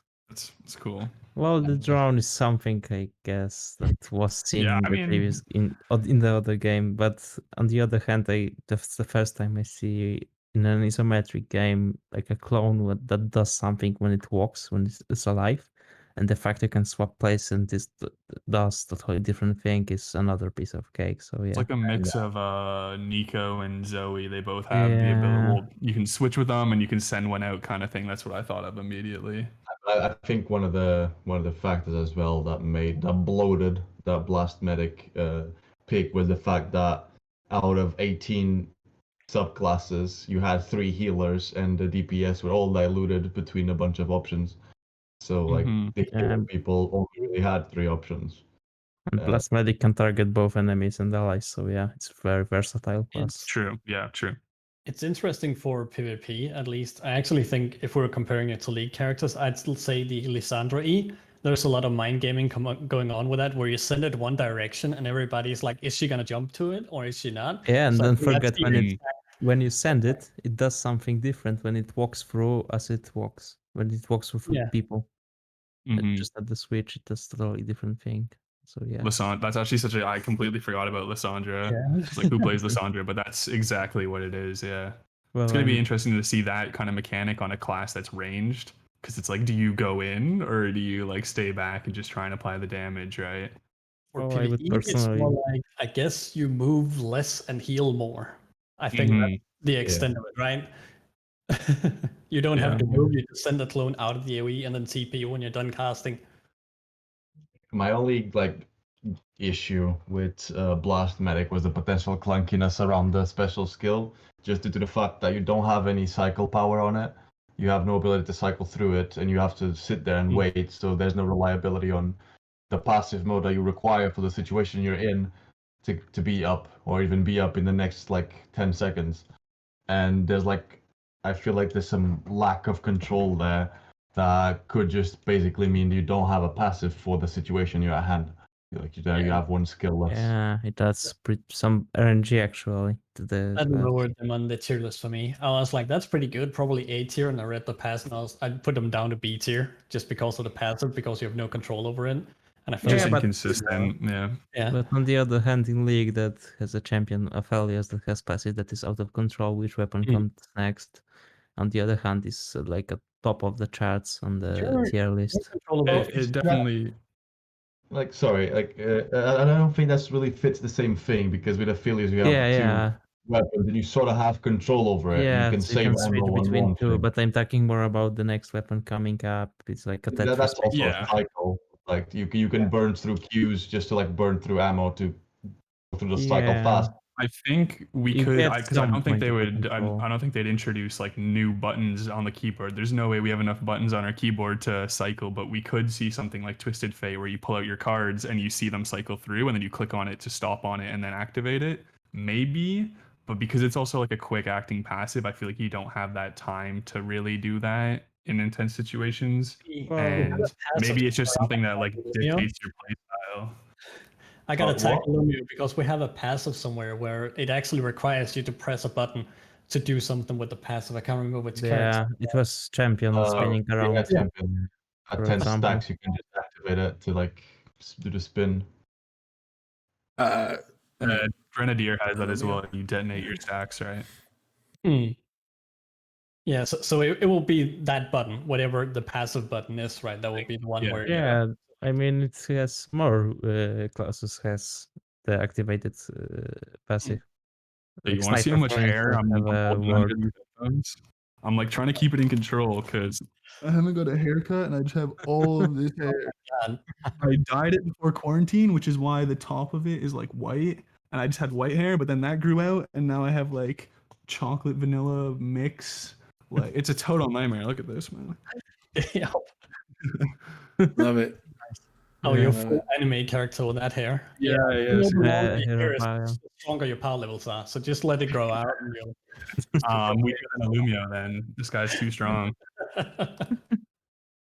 Yeah. Right on, guys. ALUMIO's power levels show us. You're trying to get me to get my headset off, is it? Yes. What is your power level? I was gonna say that's probably not the only thing, but yeah. Whoa. You naughty. That is luscious. Holy shit! That's a metalhead for you. Shoulders, damn. Unexpected. Unexpected. It's so unexpected, yeah. I love it. I absolutely love it. Guys, Looking good, I'm going to definitely call a hard stop here. All right. As much as the conversation was just beginning to kick off to where people were actually talking over each other in a friendly way. I want to thank you guys all for being part of the journey with CORECAST from day one to episode 13. It's been an absolute pleasure. So thank you to each and every one of you. It's nice to get to know you guys and see your mugs in person one day, eventually at Gamescom or wherever it will be. I've also been clipped unfairly to in a promise I made to meet at Gamescom and to buy a round of beverages for whoever meets there. But I want to extend that to you guys as well. Crimson will get you out there. We just got to get you to Europe. But everyone else is on this side of the pond. So I think it's a cinch to make it happen at some point. I really look forward to that. But yeah, thanks guys for showing up tonight and for everything else. It's been really cool. Oh, there he is. Wawa Wolf's been lurking the whole stream, not saying a single goddamn thing except to drop the clip at the end. But there it is. Thank you, Wawa Wolf. Welcome. Yeah, that is a Twitch mod for you. Huh? He's lurking in the shadows, waiting to drop that clip. So, ALUMIO, any final thoughts before we end the final episode of CORECAST and move on to the next chapter? I need to go because my fiance is complaining. Hey, good words. Good words, my friend. I've never heard you at such a loss for words. So Oh, Wawa Wolf with the sub is playing Crimson's song. That's so funny. It's an honor to be your sub alert. It's fantastic. Who's going to request the royalty check by the end of the Yeah, I want 10% of all your subs, please. Yeah, you can have the 5 cents.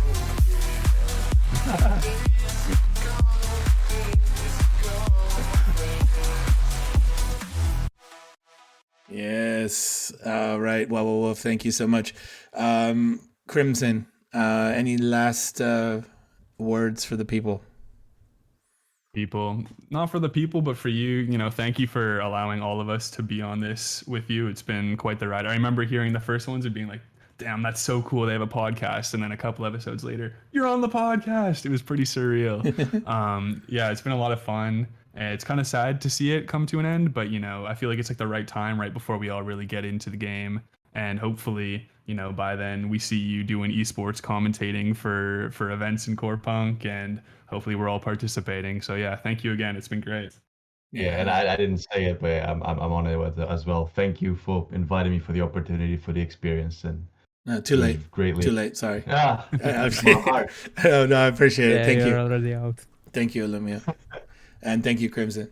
Appreciate that, guys. Yeah, I'm on besides the crafting, as I've mentioned before, I'm super into seeing like what the like the PvP, not the open world PvP, but the competitive arena based this kind of stuff looks like. I'm really interested in this. It sounds like they're going to try and make this also another very fleshed out kind of thing. My worry there is just, taking the player base and throwing it in a million different places. So we'll see what comes of that. But there's nothing more than I want from the future than having like Saturday morning tournaments, casting Corepunk 3v3s or whatever it is, like, oh, hell yeah. I'm excited for that. SHIEVO, anything, any last words for your fans or your friends? Yes, I actually do have some last word. I feel like I've been pretty harsh on the game during this cast, so I just want to say that I absolutely love our devs. I feel like that needs to be said. Like, I remember not a lot of people were there for it, but in the beginning, I remember having like a full-on conversation with P-Shack and general chat about Legends of Runeterra, the card game, and what he was playing and what he felt about that game. And like, they're really cool guys, and I'm loving our devs. And even though I've been harsh about, some of the things they've done, I absolutely love them. Yeah, I mean, honesty is the best policy, especially and most importantly with the people you care about. Because if you're not honest with them, it's not going to go anywhere with it. Like they need to have honest feedback about this stuff on where like we think that they can, do better, and they either do or they don't. Right? At least we've said it and we've done our part to support. SEBASTIUS, how you feeling, For man? my ending words, I guess it was also a nice journey to be with you on the podcast and with you all guys and the roundtable discussion we had in episode 10. And yeah, I guess it's good it's coming to an end right now, because we're gonna have most likely another periods of silence, so there will be nothing to talk about in the first place. And remember, MMORPG is a genre you can't wait for. It just comes to you. That's right. Thank you. ZEAKQ. Yeah, I just want to thank you for inviting me to the podcast the first time. Even though we planned it for a long time, we actually made it work, even though it took a while. But thank you so much for that. And I wish you good luck on your future endeavors, and hope to play with you someday in Corepunk. That's going to be great. Oh, And yeah. if you're shoutcasting the 3v3 cards, do SHIEVO as your co-commentator, and I'm probably going to be playing in those, because I'm going to do PvP arenas, because I love that. That's just my type of game. Hell yeah. I look forward to that very much. If you enjoy watching people scream their asses off in horror games, you should watch me play Resident Evil 8 tomorrow. I look forward to that as well. Oh, God. I don't even know how to sing this sing mode. God damn you all. DVALIN, I have not forgotten about you. I just figured it would be it would make the most sense since you kicked things off with me to end things with me now. Appreciate you, and I thank you for kicking the journey off with me, and I wish you the best of luck with everything you're doing with your content. And you got any last words for your hordes of fans and your the people under your presidential rule? Well, thank you for bringing me on this podcast. You also gave me the inspiration of, another chapter in the life. Yeah. It's been fun, and I really think the developers have been listening to the podcast, and really taking inspiration from it. And I also think we have been inspiring the developers to keep pushing on. I know Eugene, he really appreciates all the content we do because it helps the team pushing on with this game, because they feel like we are helping them to keep continuing. And I know he really appreciates that one. So it's cool. So yeah, again, thanks for having me on here. It's of course I'm sad to see that we are ending this, but you're gonna be a legendary. You're gonna have a stone with a headset on somewhere in Kvalat, and where it would be like a stone on it saying, It's not from dead, Deval. December. The man's not dead yet. Yeah, what the fuck? Come on, man. Jesus. Grim. Dark. Yeah, But yeah. I do hope there's an NPC in there somewhere. I But like we'll that. see. Yeah. Yeah, that's right. All right. So we're going to sing song the way out of here. Guys, thank you again for being here. And of course, this isn't goodbye. I'll see you in the Discord. I'll see you around. If there's anything I think you guys would be interested in playing that I'm working on, I will also share some invites to you guys as well for that. So the way I'm going to sing this is I'm actually just going to sing the chat. Guys, it's been an absolute pleasure. Signing off, the final CORECAST, episode 13. And here we go. Come on, chat. Ha ha ha ha. Best way to end it all. We're gonna sing together. We're all in this together. Itsy bitsy spider it is in our native language. Once we know that we will come again. We are stars, and we will see that we are all in this together. And it shows when we stand LUL. Hand in hand, make our dreams come true. When we stand as one, foot on foot, hand in hand. Oh, what happened to DVALIN's mic? Well, he sounded like a man. He's using his headset mic. He turned it into his headphones. LUL X capital D. He is the headphones. Thank you for joining. I'm a Barbie girl in the Barbie world. Life in plastic, it's fantastic. You can brush my hair, undress me everywhere. Imagination, life is your creation. I'm blue, I'm blue, I'm blue. Da da dee da da da da da da ba dee da ba da da ba dee da ba da da ba dee ba ba da da ba dee da ba da.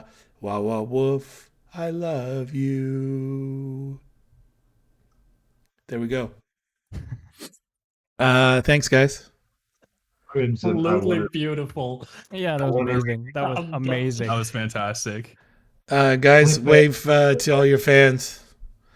And it's been a pleasure. We're going to end with that. Lumia with the royal. Have a good night, and we will see you next time.